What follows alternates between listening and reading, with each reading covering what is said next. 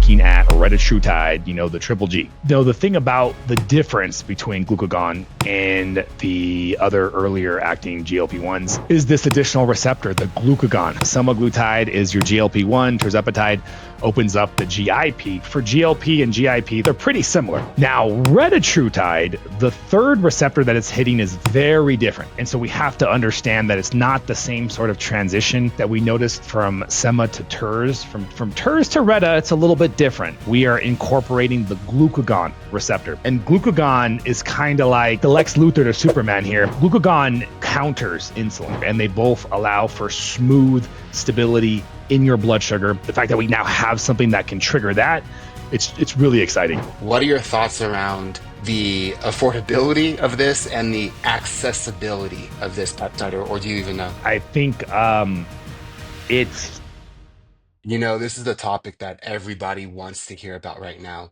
First, we had semaglutide. It targeted the GLP-1 receptor, and the weight loss was like we've never seen before. Then we had tirzepatide. It targeted the GLP and the GIP, and somehow had less side effects than what we saw with semaglutide. Now we have retatrutide, which targets the GLP, the GIP, and the glucagon receptors, which now seems like we've opened an entirely new door towards what the potential might be here. So please dive into what's in front of us right now. Yeah, and it's not going to stop there. There's phase 1 going on right now, trials of this quad receptor. So this science of GLP-1s is going to continue to move in the direction, and I love it. I love it. The ingenuity and what they're going to find and what they're going to figure out is amazing. And GLP-1s really are revolutionizing the space of overall health, not just, literally almost all health. I think in the next 10 years, we're going to see so many different conditions where GLP-1s are going to be considered the first line of treatment or part of a comprehensive protocol. So it's really exciting. Right now, we are looking at Retatrutide, the triple G. And the thing about the difference between glucagon and the other earlier acting GLP-1s is this additional receptor, the glucagon. Like you said earlier, the semaglutide is your GLP-1, tirzepatide opens up the GIP. Now, for GLP and GIP, they're pretty similar. So you don't get a huge difference between what's happening.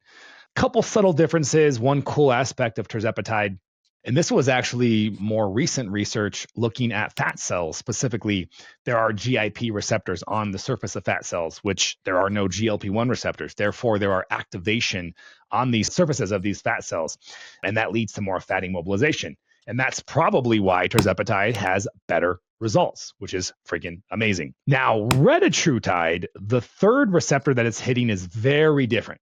And so we have to understand that it's not the same sort of transition that we noticed from Sema to TERS. From TERS to Reta, it's a little bit different. We are incorporating the glucagon receptor. And glucagon is kind of like, and I know we'll get more into it later, so it's like the Lex Luthor to Superman here, being insulin. So we have insulin, we have glucagon, and they both counter each other, and they both allow for smooth stability in your blood sugar. And glucagon plays many, many additional roles in fat loss and fatty mobilization. And so the fact that we now have something that can trigger that, it's really exciting. Good. And looking at specifically the mechanism of action and why you believe that there's going to be more efficacy in retatrutide, in more practical terms, what types of results do you see that are going to be enhanced with retatrutide as opposed to the other GLPs? I think we're going to see better fat loss and we're going to see better muscle protection. The weight loss from tirzepatide is already great. Are we going to see more pounds off the scale? Probably.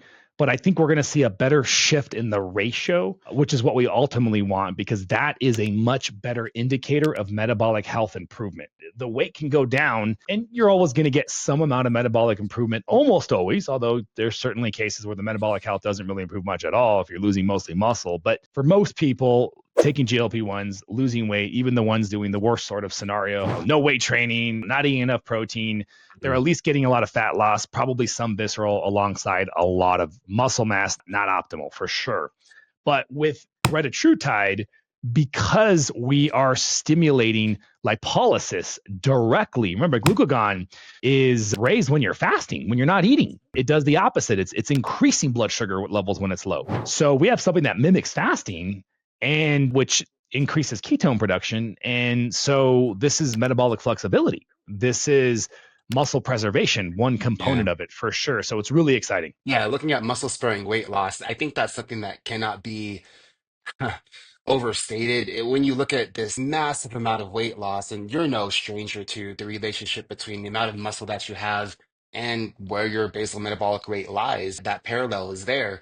And having the ability to be muscle sparing and to isolate body fat and ideally lose just that, how much time do you save in the long run, not having to then try to rebuild that muscle so you're not left having to eat perfect and doing cardio 7 days a week? To me, losing weight without protecting your muscle mass, it's just not worth it. And I would say, with the exception being someone who literally can't work out because of physical, restraints, okay, fine. But outside of that, you better get your ass into gear and do some resistance training, some way, shape, or form, and protect that muscle mass because you're going to regret it otherwise. Yeah, and I found that even when it comes to muscle preservation, there's been studies showing that minimal calisthenics, isometric workouts are enough to actually preserve muscle tissue.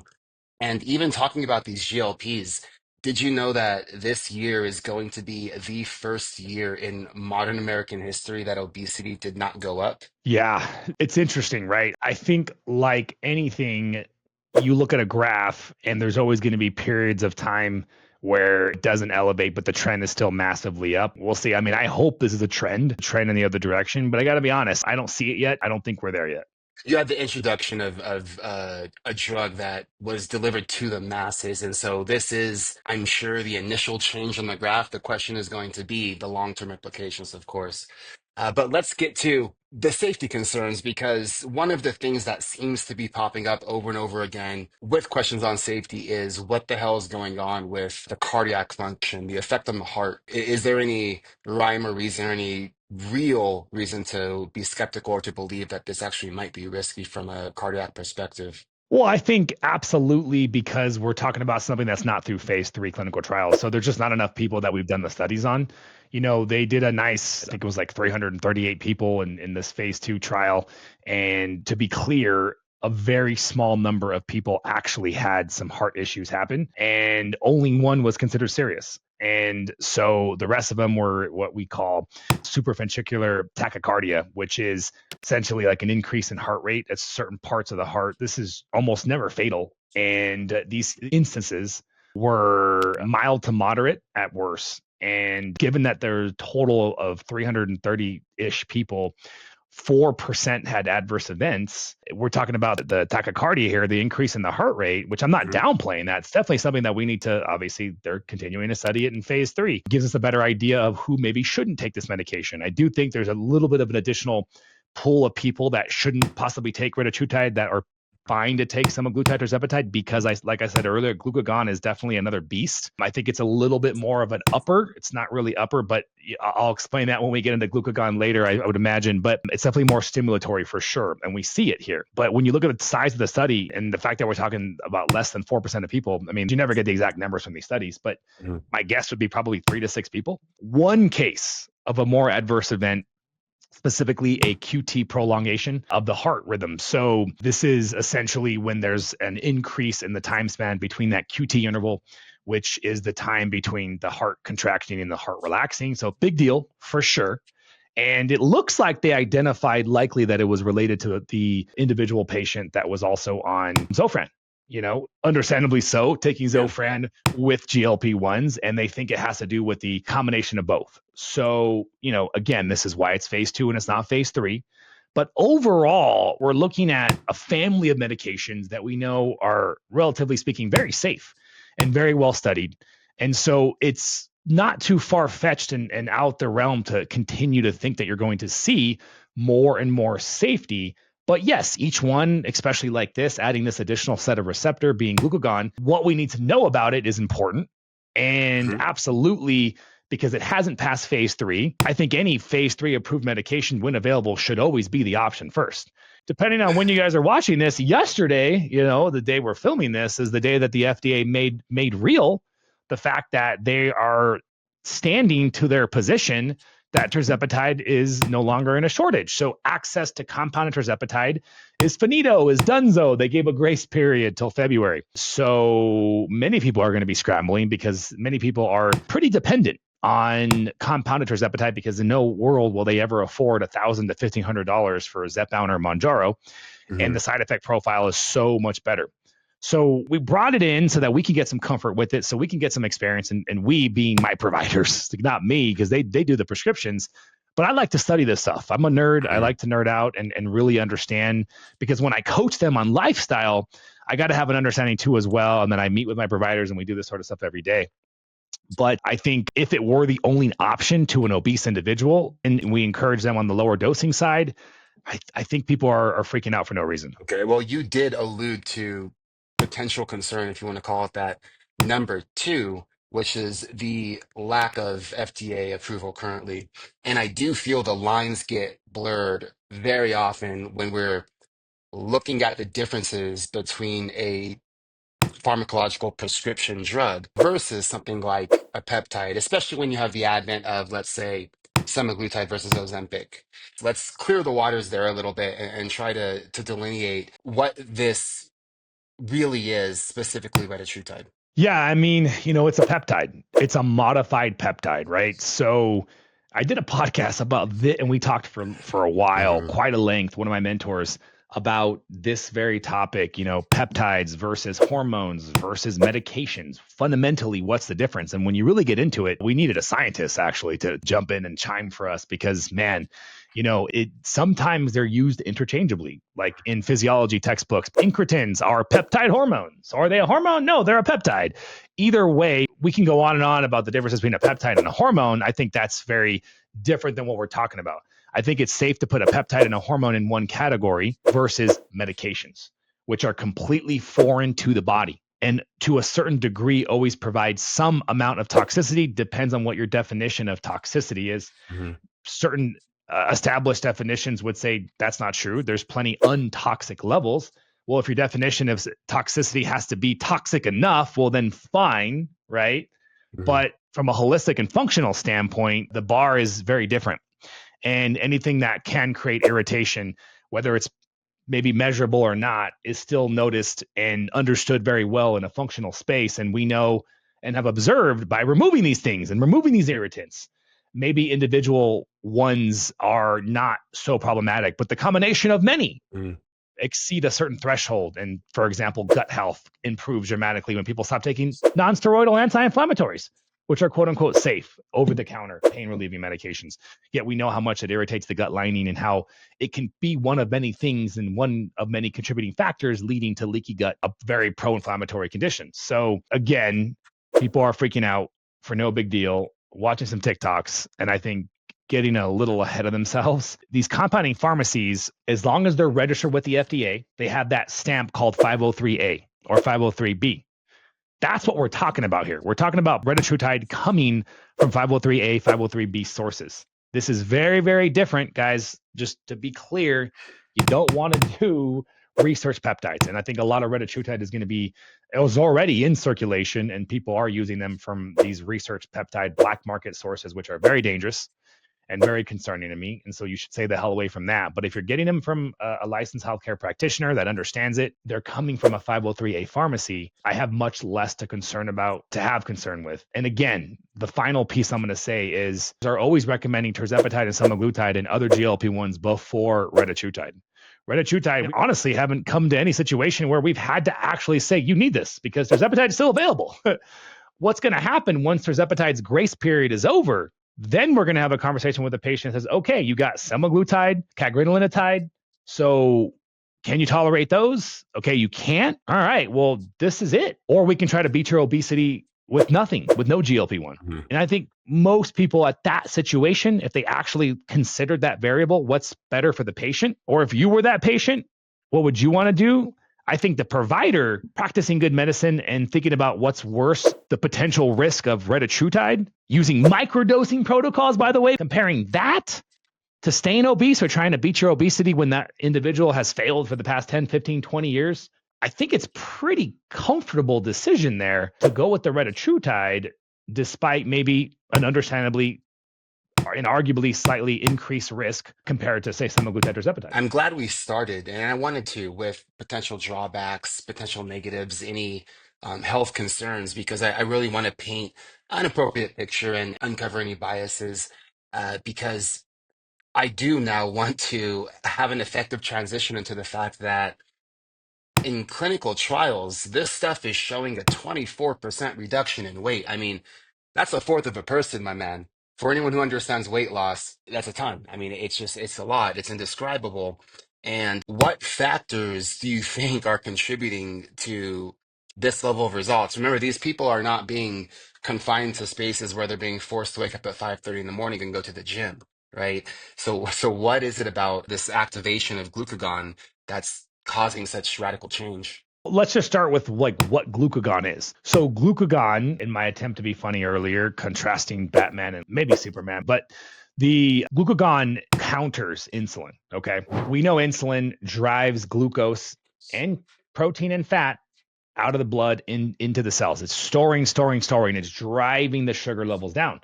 Well, if your sugar gets too low, glucagon comes in and does the opposite. Glucagon is raising blood sugar. Glucagon does through multiple different metabolic pathways like glycogenolysis, which would be the breakdown of glycogen in the liver to release glucose. It could also do via gluconeogenesis, which would be the creation of glucose from non-glucose substrates like amino acids, and which is, by the way, what's happening in a carnivore diet or what's happening in a keto diet with a lot of protein, any sort of high protein diet.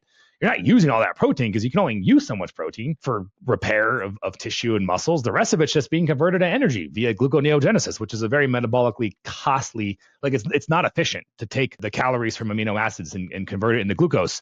Not efficient for an overweight person is what you want. You want to be wasteful when it comes to calories. So this is a good thing. This is why high protein diets have always been very beneficial. Glucagon also stimulates lipolysis, mobilization of free fatty Mm. acids, and the burning of free fatty acids. Glucagon levels rise when you're fasting. Glucagon levels rise when you're not eating. Glucagon levels rise in the morning So are you talking alongside about, cortisol. and I'm sorry to interrupt you, are you saying that this peptide in effect lowers insulin resistance and increases insulin sensitivity directly? Yeah, I mean, I would say yes. I think the earlier ones did as well. So I would say this one has another pathway that is very unique that also targets and improves insulin resistance and inflammation too as well by making the individual more fat adapted. Yeah, And so the end result is more insulin sensitivity and I think at a faster effect. And at the end of the day, it's not weight loss that we're trying to chase here for ultimate health. It's metabolic health. It's reducing insulin resistance, it's reducing inflammation, and that's what improves metabolic flexibility. And it's a flexible metabolism that keeps people in better shape. okay, so then let's talk about the use now, because we know that the dosing schedule for semaglutide, you're going to start normally at 0.1, end up at 2.4. Tirzepatide, most people are going to start at 2.5, sometimes 5, go up to 15. What types of dosing are we looking at for retatrutide? Yeah, most people are starting at 1 milligram, and then it just follows that rule of double, right? In the trials, 1, 2, 4, 8. In our practice, we won't put anybody past like 4 milligrams. Would be the highest that we'd ever put anybody on, and that almost never happens. The handful of patients that have tried it, including myself, don't go past 2. I'm currently doing 2, but I do it like once every 3 weeks Yes. and that seems to work really good for me. It feels like tirzepatide. It doesn't feel different for me, but I'm also very metabolically fit and healthy. So it's sort of part of my kind of maintenance situation as I like to maintain, 15% body fat in those leaner ranges. So yeah. Casually 15% body fat. Yeah. And I understand that the minimally effective dose, which I mean, I do want to ask why the hell that standard dosing rubric even exists, but that's for another conversation. Now, FDA approval for retatrutide, what hurdles are there still, do you believe, before it really does become more widely available? Just phase 3 clinical trials. It has to finish phase 3, and then they can apply for their NDA, their new drug application. They'll get it. I mean, unless the results come back staggeringly, horrible, right? If they just come back really bad and they see all these issues, which I don't. I think what they're going to see is, here's my guess. I think they're going to confirm that the additional glucagon receptor activation creates a new category of contraindications, just like the Mm, existing contraindications, stomach paralysis, pancreatitis, mhm. biliary disease, active gallstones. Like, you should not start GLP-1s if you have those issues. I think now we're going to add a couple existing indications, or I would say issues that would prevent somebody from, say, maybe, hey, you can go back and do semaglutide and or tirzepatide, I guess, Mounjaro Zepbound, right? If you're going to get access to that one, but maybe not retatrutide. Here's the interesting thing I'll say really quickly before I guess here on the indications or issues, but Mm. we all GLP-1s actually improve cardiovascular health and outcomes. Freaking Wegovy has an FDA indication for cardiovascular outcomes. So, with some severe fatal heart issues and complications. So we have to kind of look at the heart and look at the overall heart health, but then also look at this sort of smaller subset, which is heart rate, heart rhythm, tachycardia, fibrillation. Issues with the beat and rhythm of the heart is kind of different than, say, cardiovascular index. That's a much smaller subset of individuals for sure. So anybody maybe with individual tachycardia, heart arrhythmia issues might be probably, I would guess, added to the list of contraindications. I mean, for us, it's our contraindication self-imposed by the providers because based off of what we've seen from phase two. Okay. The fun piece, sad but hopeful, I should say. Currently, you have 42% of Americans that are struggling with obesity. Over three-quarters of Americans are defined as overweight. Now, with what you've done with Flow, and more importantly, the education, you really have created a movement that, at least for the first time in my life, and I've been in weight loss my entire life, I've seen the entire paradigm mental shift where people are actually thinking about, okay, what about after that change in the scale? Like, what's gonna, like, how do I stay there, right? How do I not make this attempt number 7 out of 15 throughout the next 20 years of my life? And that's really been solidified. And as these GLP-1s now evolve and become more powerful, how do you see this evolving or affecting the flow protocol and the results there and the landscape of weight loss as a whole? Yeah, I don't really see it changing what we do. I always say semaglutide, tirzepatide, retatrutide, dulaglutide, cagrilintide, whatever tide, super tide, it doesn't matter. At the end of the day, these are tools. And in my opinion, unfortunately, this is not wide accepted, but these GLP-1s should not be a monotherapy. They should not be the only thing that the individual is being told to do and part of the program or their program. It should be part of a comprehensive program full of lifestyle interventions. And that's what flow is all about. And I'll touch on it too before we get to lifestyle. But the other big piece of it is peptides. Peptide medicine is just truly innovative and advancing as we speak. And I think I've heard, through the grapevine that the FDA seems to be a little bit less concerned now than it was 3 months ago, 6 months ago, which is amazing. So I think we're going to see more and more peptides being utilized, the trajectory. And the one that I think of is AOD 9604 specifically. It's a fragment of the human growth hormone. And what that peptide does is it Mhm. mobilizes your body fat. And that one is an integral piece. Here's a guess. Maybe we're going to find out AOD is not needed when you're using retatrutide. I don't know. This is so interesting. Only time will tell. AOD is specifically activating the beta adrenergic receptors on the fat cells to stimulate lipolysis, fatty mobilization. I personally love it when I'm on any GLP-1. And right now I'm Yeah. using it on my fasting days with Reta. I think it's working great, but who knows, with regard to that. But, outside of that, as retatrutide becomes available, it's just going to be another tool. Mhm. And I think all this like fear and concern and, if you really are concerned about the complications and side effects, well, then get off your ass and get to work, right? Because number one, you could just use not any medication and have a really, really, really tough mindset. But the literature shows that very, very few people can rely just on mindset alone to Mhm. override poor metabolic health. So I'm all for GLP-1s, right? But as far as retatrutide is concerned, now that tirzepatide is gone, and it's going to be several years before retatrutide becomes FDA approved. Probably two, my guess, 2 to 3 Hmm. more years. Well, what happens when semaglutide is banned? You think that's not going to happen? Give it another 3 to 6 months. You think Novo Nordisk isn't trying everything they possibly can to get compounded semaglutide off of the hands and out of the market so that more people have to resort to paying for their brand? Like, this is business, guys. What are you going to do then? I promise you this. Everybody who is, oh my gosh, how could you, or how dare you, or you shouldn't be able to do that, that really needs this medication and can no longer get semaglutide or tirzepatide, you really think they're going to resort to something like Trulicity or one of the Yeah. earlier versions that you have to inject every single day? No, that's not going to happen. All of a sudden, out of the woodworks, you're going to see a shift in the pool of people who are very concerned about its use once they realize there's no other options. And I think that that's not so crazy.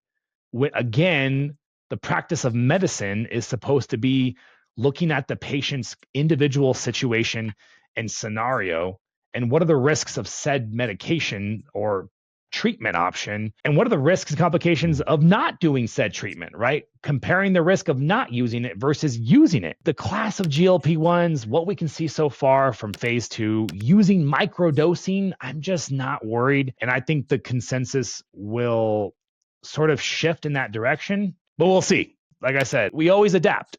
If the data comes out and it's not looking too good, okay, fine. We'll have to figure something else out. Yeah. And I want to definitely wrap up with what's incredibly important, lifestyle and integration. But before that last piece, the only big topic we didn't hit on that's going to be very quick, but I can guarantee is rattling around people's minds right now is going to be, what are your thoughts around the affordability of this and the accessibility of this peptide, or do you even know? I mean, I can only guess. I think it's not the easiest to understand. I talk to Yeah. compounding pharmacist owners, I talk to the pharmacists, and regulatory law is the difficult landscape to navigate around. And I'm certainly not, an expert. I consider myself knowledgeable and I try to understand this stuff as much as I possibly can, right? My interest depends on it. But I think that we're going to see more retatrutide. Already now, I see it more. People are Mhm. talking about it. Of course, they're talking about it because now we have a deadline for tirzepatide. So it's just a matter of time that you're going to see more and more talk. So you're going to see more and more education. So you're going to see more and more comfort. You're going to see more and more acceptance, more and more understanding of how to use it safely to the best of our understanding now. And hopefully people realize, hey, you don't have to continue to increase the dose over and over and over. Likely, you can be, if you were to compare yourself to a universe where you didn't do the flow protocol and you didn't do these other lifestyle interventions, and you did, the comparison should show, without a doubt in my mind, a shred of doubt, that you're going to need lower dosing and less often increases if you get off your ass and you put in some work. The tenets of the flow protocol, what I call the lasting weight loss pillars, are absolutely vital. All right, so that leads me to obviously integration and lifestyle. Where does this fit into the 10 pillars? And explain that to me and what you see as the comprehensive approach to actually make this something that causes you not to land into the pool of the 90% that do this over and over and over again for the rest of their life, but that makes this final decision you make to actually get you somewhere that's going to land and stick. Yeah, totally, totally. Retatrutide fits into the flow protocol no different than any other GLP-1 medication.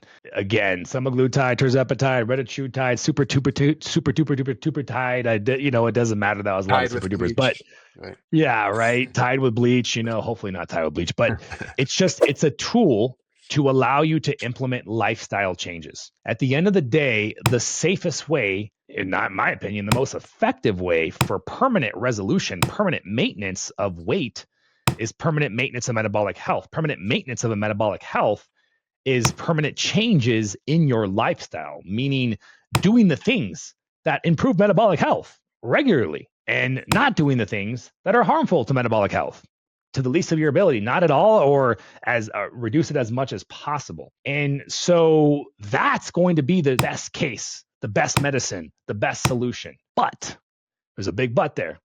Without the medications, this is very daunting. This is very overwhelming. This is very challenging, which is why I love the combination of both. And that's really what flow has become. And that's what me and my medical practitioners were so passionate about, is just bringing the best of both worlds together. Because for an individual trying to do lifestyle change on their own, it's tough when you're insulin resistant, you're metabolically dysfunctional, your food chatter is awry. your confidence is in the shitter because you've lost and regained the same weight more times than you can count. It's embarrassing.